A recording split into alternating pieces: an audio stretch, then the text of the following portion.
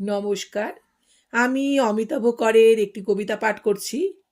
বর্ষা। বর্ষা রানী খুব সেজেছে চোখে কাজল দিয়ে, ঝমঝমাঝম বাজছে নূপুর নাচের তাল মিলিয়ে। কখনো বা কুচিপুড়ি কথাকলি কত্থক, হঠাৎ বাজের বিকট আওয়াজ, বুক করে ধকধক।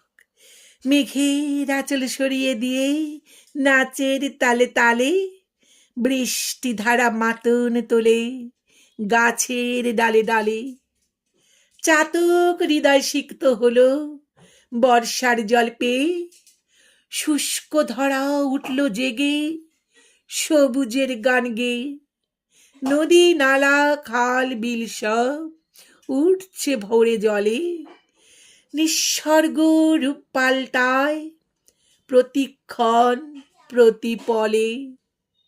কেয়াকেতকীর মাতাল গন্ধে চারিদিক গেছেছে, বেলকুড়িগুলো আর ধবধবে বর্ষার জলে নেই।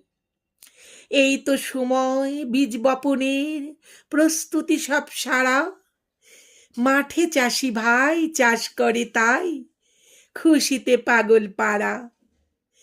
নদীর দুকুল ভাসে মাঝিদের মিঠে ভাটিয়ালি সুরে, মরমী সে সুর তোলে অভিঘাত হৃদয় অন্তঃপুরে।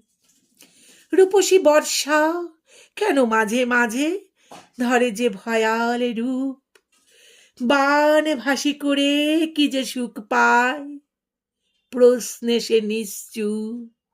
নমস্কার। কবিতাটি ভালো লাগলে সাবস্ক্রাইব করে সঙ্গে থাকার অনুরোধ রইল।